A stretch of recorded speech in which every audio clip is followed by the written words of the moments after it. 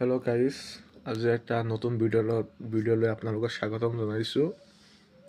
আজি আলোচনা হ'ল আমাৰ EDD 2.0 যিবিলাক PWD কেণ্ডিডেট আছে সিহঁতক লৈ।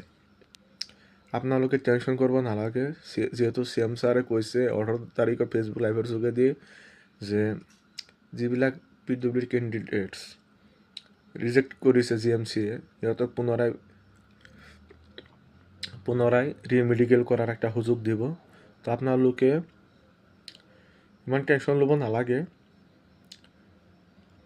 হ'ব। CM ছাৰে যিহেতু কৈছে হ'ব। তাৰোপৰি আপোনালোকে অলপ CMৰ যিবিলাক ভিডিঅ' এৰে তাত যায় আপোনালোকে অলপ কমেণ্ট কৰিব। CMৰ ফেচবুক লাইভত যেতিয়া আহে তেতিয়া আপোনালোকে অলপ কমেণ্ট কৰিব আৰু তাৰ লগতে অলপ মিডিয়াৰ লগত অলপ আলোচনা কৰি থাকিব।